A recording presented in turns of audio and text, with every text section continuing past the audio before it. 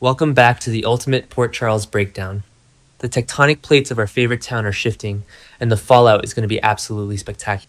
We are staring down the barrel of impossible choices, shattered alliances, and dark secrets that are about to detonate. Grab your coffee, and let's dive right into the madness. I cannot even begin to process the absolute chills I got watching the preview of Alexis Davis cornering Willow in her congressional. Reacting first here. Finally, someone is finally saying what we have all been screaming at our television screens for months. Alexis looking Willow dead in the eye and calling her a monster is the exact kind of vindication I have been desperately waiting for. I mean, think about it. Willow has been parading around Port Charles acting like she is the patron saint of morality, all while hiding the darkest secrets imagined. Let's just review the facts for a second because it is honestly mind-boggling. Willow is legally married to Drew, but she literally kept him drugged, paralyzed, and locked in his own body for weeks. And now she is sitting in her shiny political office, wearing her designer suits, acting like she is completely untouchable. But Alexis is not one to back down. I have been watching this show for years, and when Alexis goes into full protective mode, you do not want to be on the receiving end of her wrath.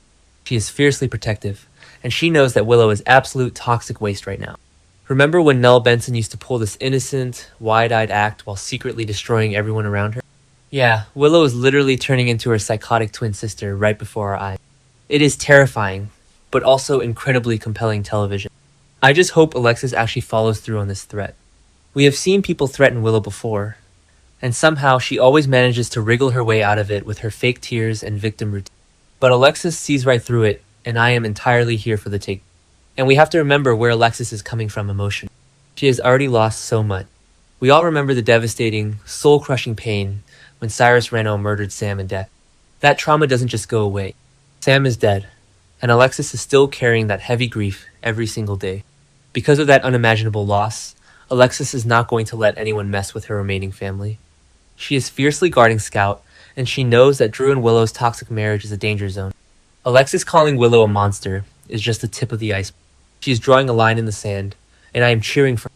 Speaking of the Quartermain mansion, can we talk about this explosive argument between Michael and Brook Lynn? I am sorry, but Michael looking at BLQ and saying, maybe Willow is not the problem, is the most hypocritical, yet painfully accurate statement of the year. Michael and Willow have been divorced for a long time now. He is happily dating Jacinda, trying to move on with his life, but he is still tied to Willow because of their vicious custody battle over Wiley and Amelia. Even with all that bad blood, Michael can see that Brook Lynn is spiraling completely out of control. Brook Lynn is so desperate to keep Harrison Chase away from Willow that she is literally sabotaging her own life and her own sanity. But let's be real for a second. We all know the dark truth that is eating BLQ alive. Brook Lynn is the one who framed Willow for leaving the scene of Jordan and Curtis's terrible crash. Brook Lynn was the actual hit-and-run driver. She planted the GPS evidence with Brick's help to make Willow look guilty. So when Michael tells her that Willow isn't the problem, he is hitting a nerve so deep it is practically striking bone. Brook Lynn is projecting her own massive guilt and deep-seated insecurity onto Willow. She is terrified that Chase will leave her, not just because of his lingering, annoying hero complex for Willow, but because if Chase ever finds out that Brook Lynn is the actual criminal who fled the scene, their marriage is completely and utterly over. I have been a huge fan of BLQ since she came back to town, but this storyline is making it so hard to root for her right now. You cannot build a marriage, let alone an adoption of a sweet baby like Phoebe, on a foundation of massive criminal lies. Which brings me to Harrison Chase. Oh, Chase. The man is a walking, talking Boy Scout, but he is completely blind when it comes to the women in his life. In the preview, we see Chase talking to ADA Molly Lansing Davis at the PCPD, asking her if she has another suspect. Okay, wait, I am getting ahead of myself. Let's break this down. Chase is obviously talking about the Jordan Ashford hit-and-run case. He is flat out refusing to believe that Willow is guilty of fleeing the scene. Because of course he is. Chase has this chronic, infuriating need to save Willow, even when she is acting like a complete supervillain. But the tragic, dramatic irony here is that the real suspect, the actual culprit, is sleeping in his bed every single night. Am I the only one screaming at the screen whenever Chase defends Willow? He is so determined to clear her name that he is actively investigating the frame-up. And if Chase keeps pulling at these threads, he is going to unravel his own wife's deception. Molly is brilliant, and she is a fantastic ADA. If Chase brings his suspicions to her, they are going to figure out that the GPS data was manipulated. I am dreading the moment Chase realizes Brook Lynn lied to him again. Remember the whole Bailey Louise fake baby fiasco? Chase forgave her for that because she was protecting a child from Peter August.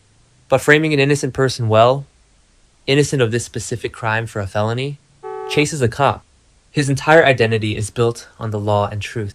This revelation is going to destroy him, and honestly, I don't know if their relationship can survive it.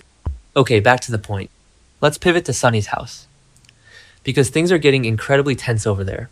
Giovanni, Gio Palmieri, and Emma Scorpio Drake stumbling upon a heated argument is giving me major anxiety. Gio is standing there looking absolutely furious and yelling, "If that's the case, it needs to stop." Is he talking to Sonny like that? Because if he is, Gio has some serious nerve, and I kind of love it. Gio has been living with his grandfather, and Tracy Quartermain has been pressuring him for months to move out and distance himself from the Corinthos family tie. But Sonny has officially stepped away from the mob.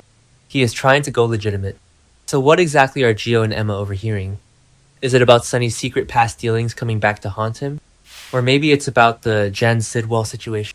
Sidwell is locked up in Pentonville, plotting against Curtis, and Sonny might still be pulling strings from the outside to protect his family. Or maybe Gio is overhearing something about Rick Lansing? Rick has been spiraling with toxic jealousy over Elizabeth and Dante, and Sonny might be trying to handle his unpredictable half-brother. Whatever it is, Gio is fiercely protective of his new life and his music. He and Emma are already stressed out because of that sleazy music producer Simon forcing Gio into a fake showmance with Trina. The last thing Gio needs is to be dragged into Sonny's dark, complicated world.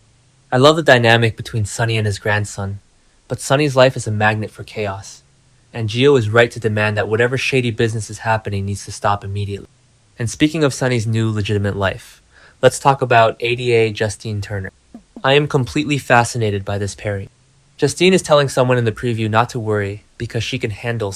I mean, girl, really? Do you know how many women have confidently said they can handle Sonny Corinthos? Carly, Brenda, Sam, Nina. The list goes on, and they all ended up getting burned by the mob life. But there is something entirely different about Justine. She is a prosecutor. She stands for the law. And Sonny is genuinely trying to change for her. The fact that little Donna Corinthos told Michael that Sonny is a softie when it comes to Justine is the cutest, most heartwarming detail ever. It shows that Sonny is really letting his guard down. He is out of the mob, he is sitting on the GH hospital board, and he desperately wants a normal life. But this is Port Charles, and happiness is always fleeting. The spoilers say Justine is in for a massive shock. What could it possibly be? Does she find out that Sonny is still secretly protecting Jason? Or does Jen Sidwell manage to reach out from Pentonville and threaten her again? Remember, Justine was held hostage by Sidwell at the art gallery. That trauma doesn't just disappear overnight. If Sidwell is pulling strings from behind bars, Justine's entire world could be flipped upside down. I am so invested in this romance, but I am terrified that Sonny's past is going to ruin it before it even really begins. Finally, we absolutely have to discuss the unholy alliance forming between Drew Kane and Ava Jerome. Drew is having lunch with Ava at the Metro Court, casually talking about an obstacle that needs to be removed.